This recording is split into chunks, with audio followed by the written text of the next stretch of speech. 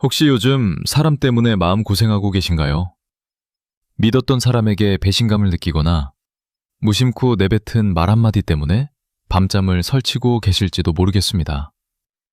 세상에서 가장 어려운 게 사람 마음이라지만 사실 우리가 미리 알고 대처했다면 피할 수 있었던 상처들이 참 많습니다. 오늘은 내 인생을 망치는 사소한 말습관부터 나를 갉아먹는 관계를 정리해야 할 신호, 그리고 나를 지키기 위해 끝까지 비밀로 간직해야 할 것들까지 살면서 반드시 한 번은 마주하게 될 지혜들을 한 곳에 모았습니다. 지금 이 영상이 당신의 지친 마음을 돌보고 더 단단한 내일을 만드는 이정표가 되어주길 바랍니다.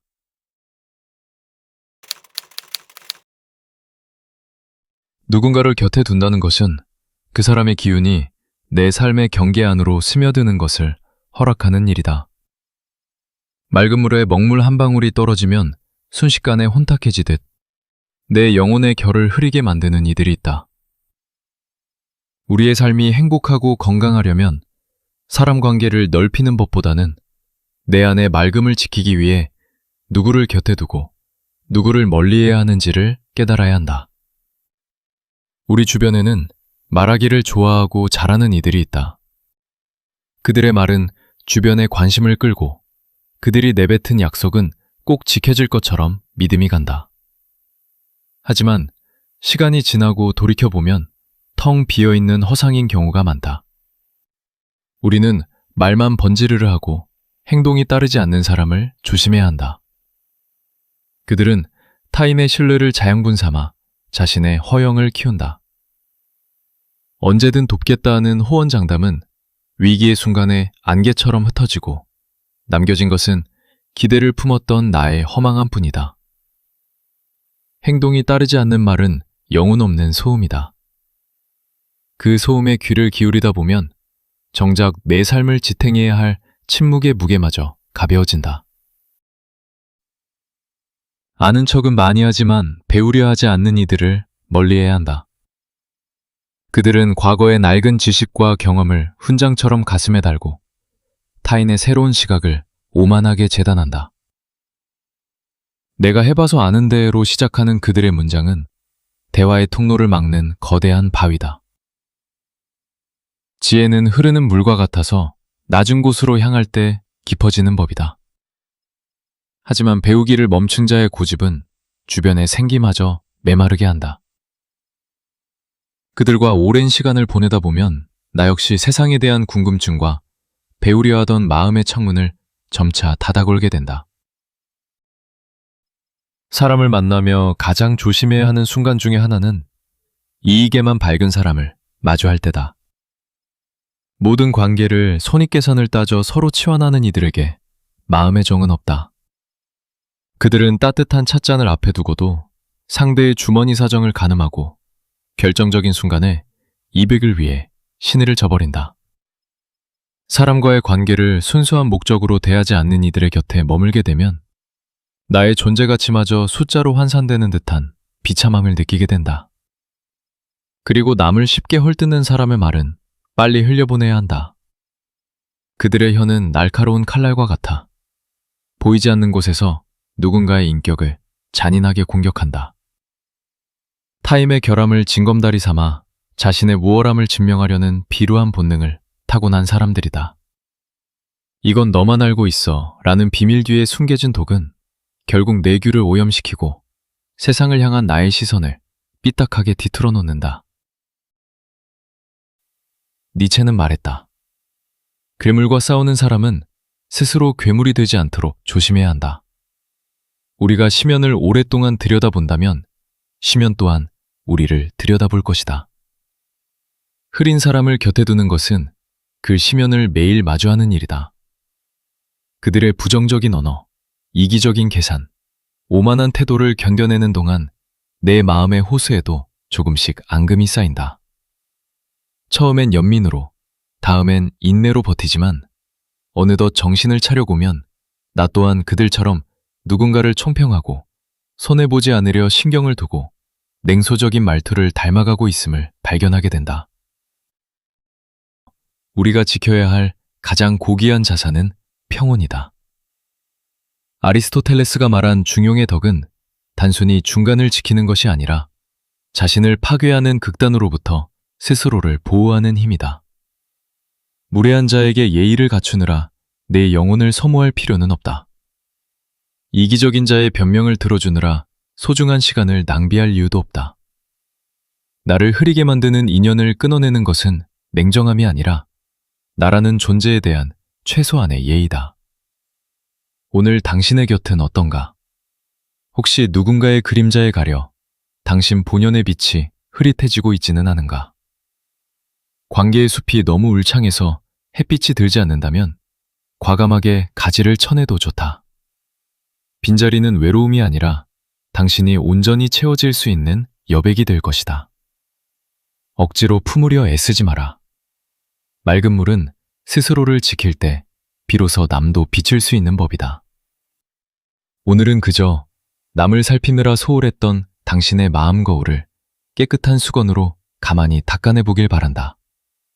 거울 속에 비친 당신의 눈동자가 다시 맑게 빛날 때까지 당신이라는 숲이 다시 투명해지기를 고요히 응원한다. 사람의 말에는 그 사람이 살아온 시간이 묻어난다. 의도하지 않아도, 설명하지 않아도 말은 그 사람의 태도를 드러낸다. 젊을 때는 말이 감정의 출구처럼 사용된다. 화가 나면 거칠어지고 억울하면 날이 선다. 솔직함이라는 이름으로 감정을 그대로 쏟아내기도 한다. 하지만 시간이 흐르면서 사람들은 알게 된다. 말은 순간의 감정을 넘어서 그 사람의 삶을 요약하는 도구가 된다는 사실을 말이다. 특히 반복되는 말버릇은 성격처럼 굳어 의도와 상관없이 그 사람을 설명한다. 농담처럼 던진 말도, 하소연처럼 꺼낸 말도 자주 반복되면 태도가 된다. 태도가 되면 관계를 만들고 관계는 결국 삶의 방향을 바꾼다. 나이에 따라 말의 무게는 달라진다. 같은 말이라도 젊은 사람이 할 때와 나이가 있는 사람이 할 때의 울림은 다르다. 그래서 말버릇은 나이가 들수록 더 조심스러워진다. 사람들은 인생이 뜻대로 되지 않을 때 큰 실패, 잘못된 선택, 돌이킬 수 없는 실수 같은 것들을 떠올린다. 하지만 많은 경우 인생을 서서히 흐트러뜨리는 것은 아주 사소하고 반복적인 말버릇이다. 불편함을 말하는 것과 투덜거림은 다르다. 불편함을 말하는 데에는 방향이 있다. 무엇이 문제인지, 어떻게 바꿀 수 있을지를 향한다. 하지만 투덜거림은 감정을 배출하는 데서 멈춘다. 처음에는 투덜거림이 하소연처럼 보인다. 힘든 상황에서 잠시 내뱉는 말처럼 들린다. 말하고 나면 마음이 조금 가벼워지는 것 같기도 하다. 그래서 사람들은 투덜거림을 스스로에게 허용한다. 하지만 시간이 지나도 상황이 바뀌지 않는다면 그 투덜거림은 더 이상 하소연이 아니다. 투덜거림은 문제를 해결하지 않는다. 문제를 바라본 채 머무르게 만든다. 불편함을 해결하는 대신 불편함 속에 머무르는 말이 된다. 문제는 투덜거림이 혼자만의 말로 끝나지 않는다는 데 있다. 누군가에게 전해지고 주변 사람의 에너지를 조금씩 소모시킨다. 처음에는 공감을 받는 것처럼 느끼지만 사람들은 이미 조용히 거리를 두기 시작한다. 그 사실을 알아차릴 때쯤이면 주변의 투덜거림을 받아줄 상대는 이미 사라진 상태일 것이다. 투덜거림이 무서운 또 다른 이유는 본인은 문제를 말하고 있다고 믿지만 사실은 해결을 미루고 있다는 점이다. 불평이 반복될수록 삶은 앞으로 나아가지 못하고 같은 자리에 머문다. 변명은 누구나 하게 된다. 실수 앞에서 이유를 설명하고 싶은 마음은 자연스럽다. 변명이 실수를 덮고 나를 보호한다고 생각한다. 상황과 여건 때문에 어쩔 수 없었고 운이 따르지 않았다는 말로 순간의 체면을 지킬 수 있다. 하지만 변명이 늘어날수록 구차한 말들은 길어지고 자존감은 낮아져 간다. 결과에 맞지 않는 설명과 이유들을 말하고 그 설명이 충분했는지 계속 신경 쓰게 된다. 이유가 많아지고 설명이 길어질수록 스스로에 대한 신뢰는 줄어든다. 그래서 변명을 줄여야 한다. 실패와 실수를 인정하고 잘못을 받아들이면 성장의 기회가 다시 보이기 시작한다. 변명은 당장의 체면은 지켜주지만 다음이라는 기회를 막고 있다는 사실을 알아야 한다. 원래 나는 이런 사람이야 라는 말은 아주 편하다. 더 설명하지 않아도 되고 나를 바꿀 필요도 없다. 하지만 동시에 이 말은 모든 가능성을 닫아버린다. 실수도, 갈등도, 관계의 문제도 나는 원래 이래 라는 한마디 말로 덮어버린다. 나이가 들수록 이 말은 성숙이 아니라 고집처럼 들린다. 변화할 의지가 없다는 선언과도 같다. 이 말을 반복하는 순간 인생은 더 나아질 여지를 잃고 조금씩 멈추게 된다. 변화의 문을 스스로 닫아버리기 때문이다. 그래서 나는 이 말을 쉽게 꺼내지 않으려 한다. 내 삶이 더 나은 방향으로 성장할 수 있다는 가능성을 닫아두고 싶지 않다. 나이가 들어간다고 내 삶을 멈추게 하고 싶지 않다. 여전히 나는 성장할 수 있는 무한한 가능성이 있다고 스스로에게 말해주고 싶다. 말버릇을 고친다는 건 말을 예쁘게 꾸미는 일이 아니다. 삶을 대하는 태도를 다시 정리하는 일에 가깝다. 투덜거림을 줄이면 똑같던 하루가 조금은 가벼워진다. 변명을 줄이면 마음이 덜 흔들리게 된다. 원래 나는 이런 사람이야 라는 말을 멈추면 성장하고 있는 자신을 보게 된다. 나의 인생을 망치는 건 큰 실수가 아니라 매일 반복되는 말버릇일지도 모른다. 그 말들이 사람들에게 보여지는 나의 모습이기 때문이다. 나는 이제 반복되는 말만큼은 조금 더 신중히 고르며 살고 있다. 그 작은 노력으로 내 삶은 긍정적인 방향으로 흘러가기 시작했다. 오랜 시간 유지해온 사람과의 관계가 끝나간다는 걸 처음부터 알아차리는 건 쉬운 일이 아니다. 나 역시 그랬다. 몇 년을 가깝게 지내던 지인과의 관계가 어느 날부터 예전과 달라졌음을 느꼈지만 그 변화를 말로 설명하기 어려웠다. 우리는 여전히 연락을 주고받고 인사를 나누며 겉으로 보기에는 문제없이 지내는 듯이 보였다. 하지만 우리가 나누는 대화의 깊이와 밀도는 이전과 달라져 있었다. 예전에는 짧은 말 한마디에도 상대가 어떤 하루를 보냈는지 짐작할 수 있었고, 자세히 설명하지 않아도 서로의 상황과 감정 상태를 알 수 있었다. 하지만 어느 순간부터 대화는 이어져도 진정성 있는 마음이 전달되지 않았다. 나누는 대화의 주제는 일정한 틀 안에서만 움직였다.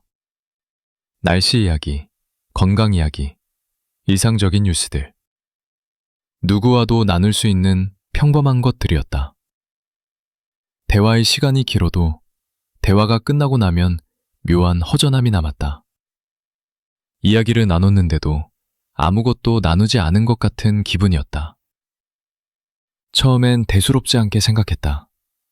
많이 피곤한 날이구나. 몸 상태가 좋지 않구나 하며 느끼고 있는 문제를 덮으려 했었다. 나를 스스로 돌아보고 상대에게 무슨 문제가 생겼는지 생각해봐도 뚜렷한 원인을 찾기가 어려웠다. 하지만 시간이 지날수록 점점 대화의 깊이가 얕아지고 있음은 더 분명했다. 관계가 끝나갈 때의 첫 번째 신호는 이렇게 온다. 싸움도 없고 큰 사건도 없다. 다만 대화의 깊이가 가벼워지고 마음이 머무르지 않는다. 그 변화는 아주 조용해서 그냥 지나쳐버리기 쉽다. 하지만 나는 그 신호를 알아챘음에도 불구하고 애써 모른 척했다. 인정하는 순간 그 사람과의 관계를 잃게 될 것 같았기 때문이다. 서로의 관계가 건강할 때는 상대에 대한 배려를 계산하지 않는다. 머리로 생각하기 전에 마음이 먼저 움직이고 행동은 그 뒤를 따른다. 무의식적인 반응처럼 나오게 되는 것이다. 하지만 관계가 흐려지기 시작하면 배려는 머리로 생각하고 몸이 움직여야 하는 노력이 된다. 나는 관계가 불편한 만남을 앞두고는 상대에게 맞출 마음의 준비를 하고 있는 나 자신을 발견했다. 그 마음의 준비는 상대를 위한 자연스러운 배려가 아닌 그 관계가 깨어질까 두려워하는 노력이었다. 그런 마음의 노력은 만남이 이어질수록 점점 부담이 됐다. 만남 전부터 피로가 밀려왔다. 만남 이후엔 몸보다 마음이 더 지쳤다. 집에 돌아오는 길에 나는 스스로에게 묻곤 했다. 왜 이렇게까지 애를 쓰고 있는 걸까? 그 질문에 대한 답은 늘 비슷했다. 오래된 관계라서, 예전에 정이 있어서, 쉽게 놓을 수 없어서 억지로 유지하고 있는 관계였다. 하지만 그 이유들이 나를 설득하기에는 점점 힘이 약해지고 있었다. 관계는 유지되고 있었지만 편안함은 사라져 있었다. 배려가 노력처럼 느껴진다는 건 누군가를 더 이상 자연스럽게 대하지 못한다는 뜻이다. 그리고 그건 어느 한쪽의 잘못이 아니다. 두 사람의 리듬이 달라졌다는 신호다. 나는 그 사실을 받아들이는데 꽤 오랜 시간이 걸렸다. 배려가 아름다운 미덕이라고 믿어왔기 때문에 그 배려가 나를 지치게 한다는 사실을 인정하기가 쉽지 않았다. 혼자 있는 시간이 편해지는 건 나쁜 일이 아니다. 누구나 혼자만의 시간은 필요하다. 하지만 누군가와 함께 있는 순간에도 혼자만의 시간이 그립다면 관계가 변하고 있다는 분명한 신호다. 예전에 나는 약속이 생기면 부푼 마음으로 만남을 기다렸다. 만나서 어떤 이야기를 나눌지, 어떤 시간을 보낼지 상상하는 것만으로도 즐겁고 설레었다. 그런데 어느 날부터 약속이 잡히면 마음이 무거워졌다. 특별히 싫은 일이 있는 것도 아니었는데 약속을 앞두고 피로감이 먼저 찾아왔다. 만남이 끝난 뒤에는 혼자 있는 시간이 너무 편하고 좋았다. 그 시간을 통해 지친 몸과 마음을 정리해야 했다. 조용히 앉아 있어야 비로소 숨이 돌아오는 느낌이었다. 그때 나는 깨달았다. 이 관계가 나를 회복시키는 관계가 아니라 나를 소모시키는 관계가 되어가고 있다는 걸 말이다. 그 사람과의 보내는 시간보다 혼자의 시간이 더 즐겁다는 사실을 인정하는 건 쉽지 않았다. 그건 관계를 포기하는 것처럼 느껴졌기 때문이다. 하지만 몸과 마음은 거짓말을 하지 않는다. 그 감각은 분명한 메시지다. 나는 그 메시지를 무시하지 않으려고 한다. 연락을 완전히 끊지는 않지만 예전처럼 일부러 약속을 만들지도 않는다. 그 선택이 이기적인 건 아닐까 고민도 했지만 결국 나를 지키는 선택이라고 생각한다. 모든 관계가 같은 거리로 유지될 수도 없고 그럴 필요가 없다는 사실을 이제는 이해하고 실행하고 있다. 발전적인 관계에는 미래 이야기가 있다. 다음에 보자는 말, 언젠가치 해보자는 이야기. 그런 말들은 사람과의 관계를 앞으로 이어주는 작은 약속이다. 나는 그런 미래 이야기들이 관계의 온도를 유지해준다고 생각한다. 상대와의 거리가 멀어지고 있다면 미래 이야기는 자연스럽게 사라진다. 미래에 대한 작은 약속조차 부담처럼 느껴져 조용히 자취를 감춘다. 사람은 앞으로 함께할 마음이 있을 때 무의식적으로 미래를 말한다. 미래에 대한 말이 사라진다는 건 마음속에서 이미 다음 장면을 그리지 않고 있다는 뜻이다. 그 사실을 인정하는 건 아픈 일이지만 외면한다고 달라지지는 않는다. 나는 언제부터인지 상대가 미래에 대한 이야기들에 대해 부담을 느끼거나 예의상 맞장구를 치는 것이라고 생각되면 조용히 마음을 가라앉힌다. 관계를 붙잡기보다는 흐름을 존중하기로 한 것이다. 끝을 향해 가는 관계를 억지로 되돌리는 건 서로에게 더 큰 상처를 남길 수 있기 때문이다. 관계가 끝나간다는 신호를 인정하고 받아들이는 일은 슬프다. 특히 오래 함께한 관계일수록 더욱 그렇다. 하지만 모든 관계의 끝이 실패를 말하는 것은 아니다. 어떤 관계는 역할을 다하고 조용히 자리를 옮기는 것뿐이다. 나는 관계의 끝이 누군가의 잘못 혹은 두 사람의 아픔으로 보지 않는다. 함께한 시간 동안 서로에게 의미가 있었다면 그 자체로 충분히 의미가 있다고 생각한다. 끝이 왔다고 해서 예전의 시간까지 부정할 필요는 없다. 대화가 얕아지고 배려를 노력해야 하고 서로가 나누는 미래 이야기가 사라진다면 관계는 이미 변해 있는 것이다. 그 변화를 인정하는 건 관계를 가볍게 여기는 게 아니라 오히려 존중하는 방식일지도 모른다. 끝나가는 관계를 붙잡기보다는 흐름을 인정하고 서로의 추억과 마음을 지키려고 한다. 관계 안에서 내가 어떤 상태인지, 함께 있을 때 편안한지, 나 자신을 잃고 있지는 않은지를 먼저 묻는다. 그 질문에 솔직해질수록 관계의 끝도 조금은 담담하게 받아들일 수 있게 된다. 관계는 끝나도 나의 삶은 이어진다. 누군가와 멀어졌다고 해서 내가 무너지는 건 아니다. 오히려 그 끝을 통해 나는 다시 제자리로 돌아온다. 그렇게 돌아온 나의 자리에서 누군가와 관계를 이어가며 하루를 살아간다. 그 하루가 쌓여 지금의 내 삶이 되듯 관계의 끝 역시 내 인생의 일부로 남는다. 그 사실을 받아들이고서 나는 예전보다 조금 더 단단해졌음을 느낀다. 말을 아끼고 조심해야 한다. 굳이 말하지 않아도 되는 것들이 늘어나기 때문이다. 젊었을 때의 나는 나의 마음속 이야기들을 숨김없이 말하는 게 솔직함이라고 생각했다. 나에 대해 많은 이야기를 나눌수록 관계가 깊어진다고 생각했다. 하지만 돌이켜보니 관계가 가까워지는 경우보다 기울어지는 경우가 많았음을 깨달았다. 어떤 말들은 입 밖으로 나오는 순간 후회가 되기도 했고 나의 약점이 되기도 했다. 나의 의도와 전혀 다른 방향으로 흘러가는 말들은 오해를 불러오기도 했다. 그러다 보니 어느 순간부터 사람들 앞에서 말을 고르게 됐다. 예전 같으면 그냥 뱉어냈을 이야기를 한 번 더 생각하고 삼키게 됐다. 그 변화는 나를 조심스럽게 만들었지만 동시에 나를 지켜주기도 했다. 나의 모든 이야기가 많은 사람들에게 공감되지 않는 경우도 많았다. 그런 이야기들은 동정이 되고 때론 평가와 판단의 대상이 되고 어떤 이야기는 소문으로 바뀌어 나에게 상처로 돌아온 경험도 있다. 이런 시간들을 겪고 나서 나는 말하기 전에 스스로에게 묻게 됐다. 이 이야기를 꼭 지금 이 사람에게 해야 할까? 말하고 나서 마음이 가벼워질까? 아니면 더 무거워질까? 그런 질문들을 하게 되면서 자연스럽게 입은 무거워지기 시작했다. 나의 이야기들이 비밀이라기보다 나 스스로를 지키기 위해 남겨둔 영역이라고 생각하고 있다. 집안일에 대한 말은 쉽게 꺼내지 않아야 한다. 가족에 대한 이야기는 늘 조심스럽다.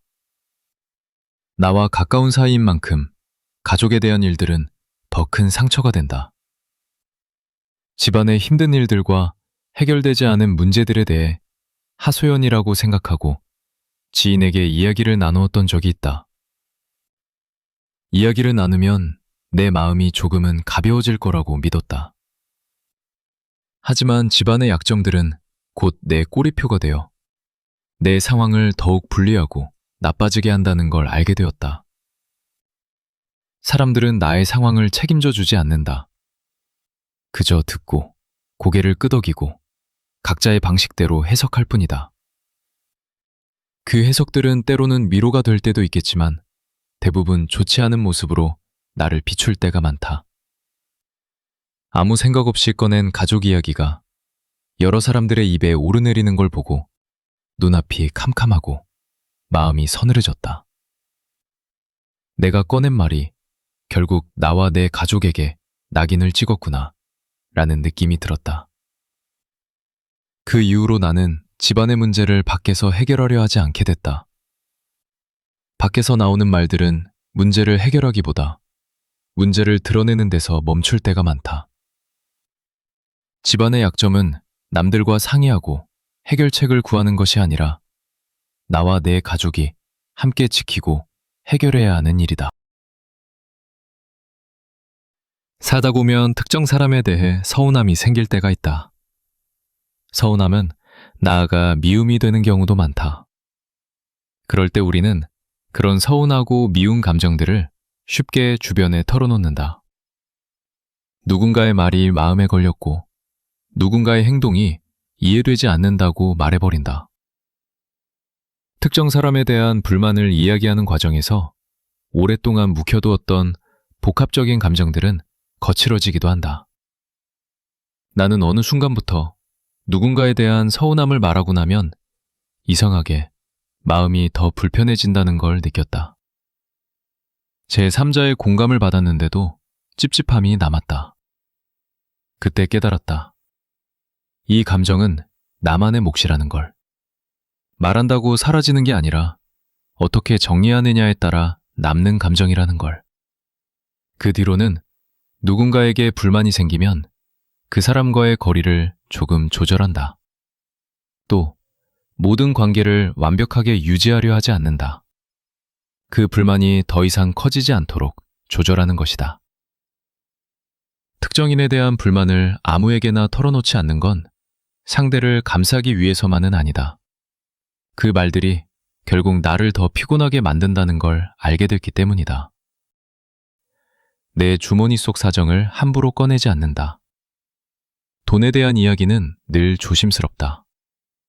한때는 벌고 있는 돈에 대해 말하는 게 나의 능력을 말하는 것이고 내 경제 상황을 솔직하게 말하는 게 그동안 열심히 살아온 현실을 인정받는 기분이었다. 하지만 현실은 달랐다. 돈 이야기는 서로를 비교하고 평가하는 기준이 되어 부러움과 교만해짐을 불러왔다. 누가 더 가지고 있는지, 누가 더 여유로운지. 이렇게 돈에 대한 이야기는 관계의 균형을 바꿔놓았다. 의도하지 않았는데 사람 사이의 거리와 위치를 바꿔놓는 순간도 있었다. 좋았던 관계가 돈 때문에 불편해지는 경우도 있었다. 이제는 나의 주머니 속 사정 이야기를 꺼내지 않는다. 숨기기 위해서가 아니라 굳이 드러낼 필요가 없다는 사실을 알게 되었기 때문이다. 지금 나의 삶은 돈의 많고 적음으로만 설명되지 않는다.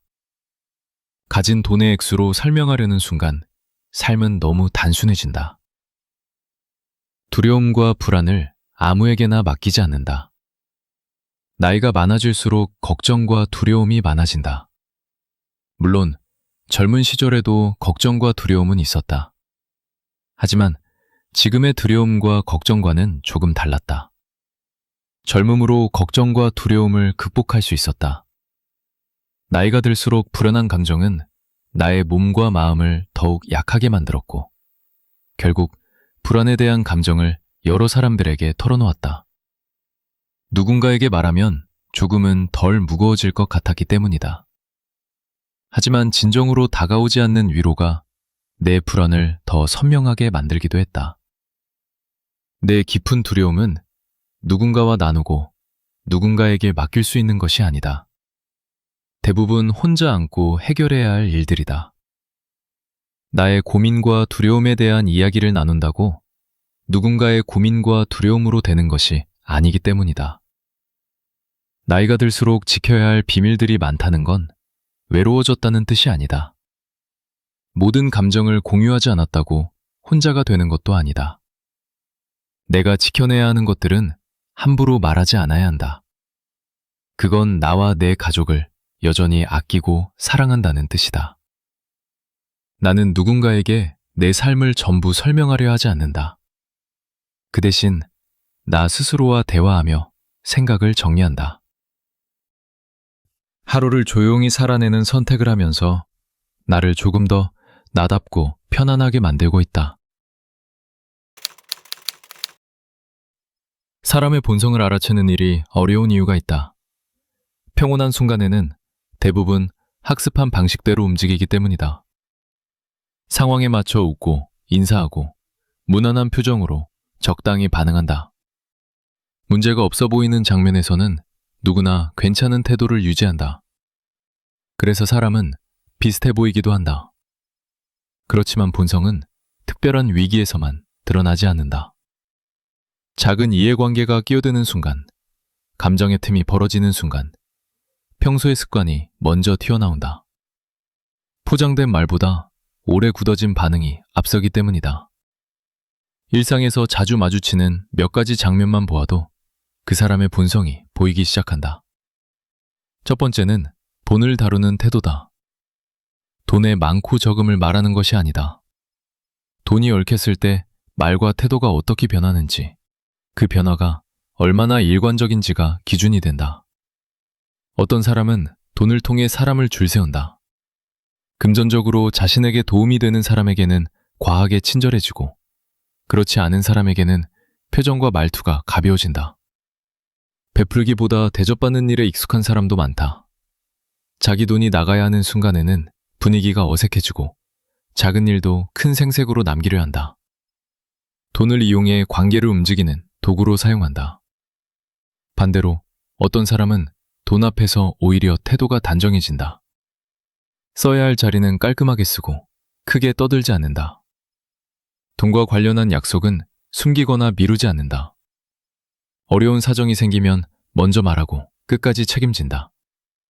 일관성 있는 모습으로 사람을 편하게 만든다. 돈이 얽혀도 마음이 휘청이지 않는다는 뜻이기 때문이다. 그래서 지갑의 두께보다 돈 앞에서의 말과 태도, 약속을 지키는 방식, 상대를 대하는 습관을 보게 된다. 그 지점이 그 사람의 기본값을 보여준다. 두 번째는 약자를 대하는 태도다. 여기서 약자는 고정된 사람이 아니다. 나에게 직접적인 이익을 주지 않는 사람, 잠깐 스치는 사람, 관계에서 힘이 덜한 사람을 뜻한다. 어떤 사람은 잘 보여야 하는 상대 앞에서는 친절하다. 말투가 공손하고 표정도 부드럽다. 그런데 상대가 바뀌면 태도도 달라진다. 작은 실수에도 얼굴이 굳고 목소리가 차가워지고 말이 날카로워진다. 그 순간 공간의 공기가 바뀐다. 주변 사람도 같이 긴장하게 된다. 하지만 어떤 사람은 상대가 바뀌어도 태도의 온도가 크게 흔들리지 않는다. 직업이나 나이, 위치에 따라 말투가 달라지지 않는다. 실수가 생기면 먼저 상황을 정리하려 한다. 감정이 올라와도 상대를 깎아내리며 풀지 않는다. 약자 앞에서 드러나는 태도는 꾸미기 어렵다. 힘의 균형이 기울어질 때 사람은 편한 쪽을 선택한다. 약자에 대해 존중을 선택하는 사람 곁에서는 마음이 평온하다. 반면 무시를 선택하는 사람 곁에서는 긴장하게 된다. 이런 차이가 쌓이면서 관계의 온도가 결정되고 내 주변에 어떤 사람을 둘 것인가 선택이 쉬워지게 된다. 세 번째는 감정이 상했을 때의 반응이다. 기분이 좋을 때는 누구나 부드러울 수 있다. 여유가 있을 때는 배려도 쉬워진다. 본성은 기분이 상하는 순간에 드러난다. 오해를 받았을 때, 손해를 봤을 때, 자존심이 눌렸을 때 같은 상황이다. 어떤 사람은 감정이 올라오면 상대를 몰아붙인다. 사소한 일도 책임을 따져 물으며 상대에게 감정을 쏟아낸다. 문제를 정리하는 방식이 소통이 아니라 단절이 된다. 자신의 감정을 풀기 위해 상대의 감정을 고려하지 않는다. 이런 습관은 주변 사람을 지치고 떠나게 만든다. 반대로 어떤 사람은 속상함을 숨기지 않되 선을 지킨다. 불편함을 말하지만 사람을 공격하지 않는다. 감정이 흔들려도 최소한의 예의를 남겨둔다. 감정을 핑계로 무례함을 보이지 않는다.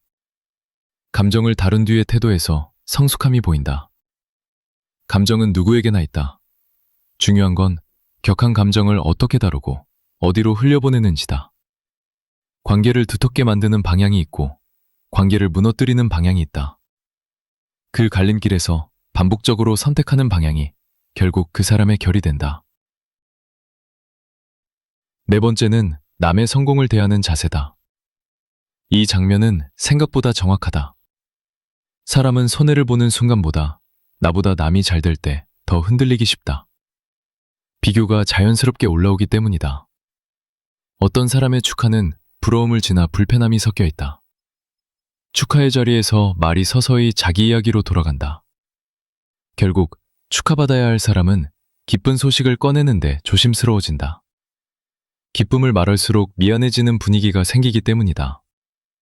이런 관계에서는 좋은 소식을 나누는 순간이 줄어들기 쉽다. 반대로 어떤 사람의 축하는 투명하다. 부럽고 뒤처지는 감정이 올라와도 상대에게 던지지 않는다. 남의 잘됨을 보면서도 스스로를 무너뜨리지 않는다. 오히려 자격으로 삼아 자기 걸음을 정리한다. 이런 태도는 관계를 단단하게 만들고 자신을 성장시키는 힘이 된다. 사람의 본성이 보이는 순간은 멀리 있지 않다. 특별한 순간이 아니라 평범한 일상에서 드러나는 것이다. 돈 앞에서의 태도, 약자 앞에서의 태도, 감정이 상했을 때의 반응, 남의 성공 앞에서의 자세. 이 네 가지는 사람의 깊은 내면에서 나오는 말과 행동으로 드러난다. 사람의 본성은 무심코 내뱉는 한마디, 잠깐의 표정, 무의식적인 태도 하나에 남는다. 그 장면들이 쌓여 결국 한 사람의 결이 되고 본성이 된다. 그걸 알아차리는 것만으로도 좋은 사람을 보는 눈은 조금 더 선명해진다.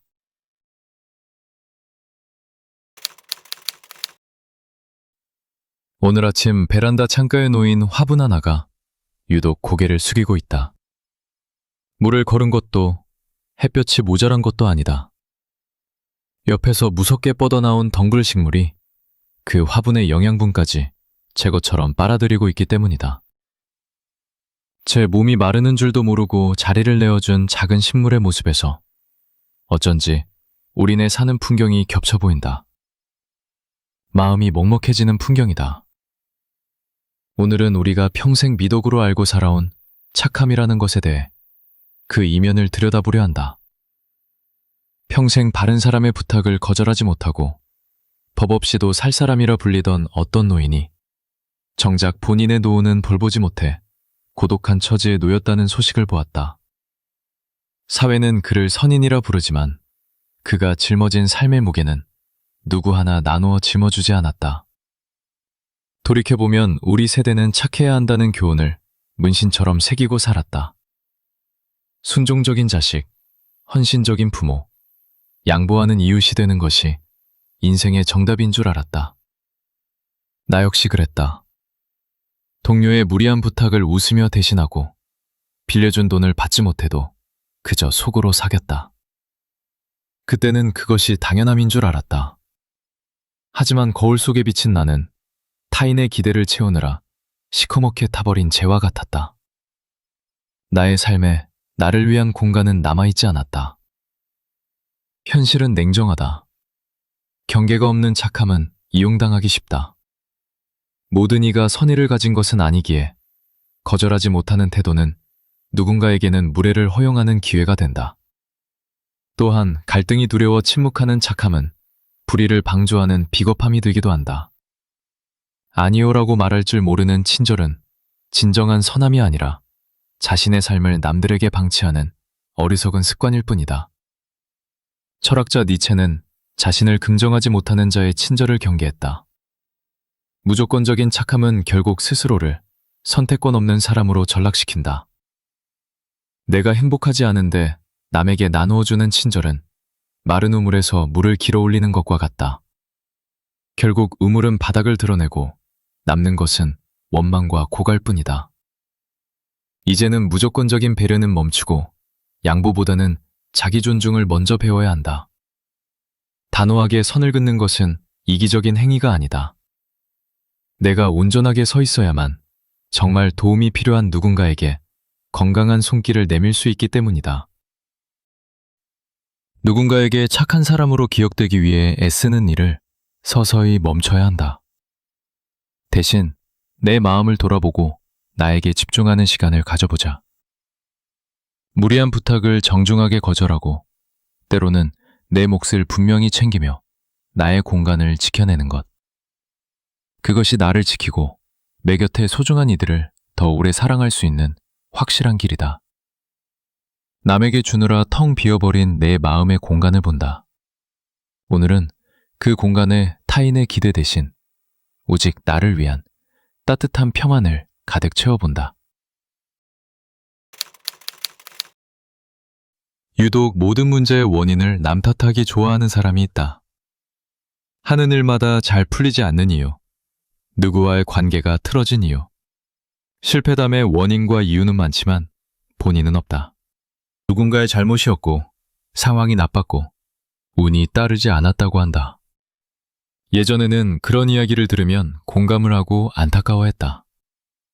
누구나 억울한 상황을 겪을 수 있고, 세상의 일이 예상하지 못하게 흘러갈 수 있으니까 말이다. 하지만 실패할 때마다 핑계와 책임을 피 이야기들을 되풀이하고 있는 걸 느끼는 순간, 더 이상의 공감은 멈추게 되었다. 이상하게도 그 사람의 실패와 힘든 상황은 늘 현저형이었다. 지금도 계속 누군가 혹은 어떤 상황 때문에 실패가 반복되고 힘들다고 말한다. 상황은 달라지는데 책임의 방향은 늘 같다. 나는 그 대화를 들을수록 점점 피로해졌다. 나 역시 세상에 대한 시선이 흐려지는 느낌이 들었다. 모든 문제를 남 탓으로 돌리는 사람 곁에 오래 머물면 어느 순간 내 삶에 대한 책임을 회피하고 주도권을 잃게 된다. 그 이후로 나는 사람을 볼 때 자신이 한 일에 대해 자신의 몫을 어떻게 바라보고 어떻게 행동하는지를 보게 됐다. 그 시선 하나만으로도 그 사람과 관계를 이어갈지, 거리를 둘지 어느 정도는 판단할 수 있게 됐다. 감정은 누구에게나 있다. 기쁨과 분노, 즐거움과 슬픔 등 누구나 여러 감정들을 느끼고 시와 때에 맞게 적절하게 표현하며 살아간다. 하지만 간혹 그 감정을 조절하지 못하고 주변에 흘려보내는 사람이 있다. 목소리가 커지고 표정이 거칠어지고 함께하는 공간이 그 사람의 감정으로 채워진다. 한 사람으로 인해 여러 사람들이 불편해지는 상황이 벌어진다. 예전에 나는 그런 분위기를 그저 참고 지나갔다. 그럴 수 있다고 이해하려고 노력했다. 격한 감정의 표출은 공감과 위로를 갈구하는 표현이라 생각하고 최대한 맞춰주려고 노력했다.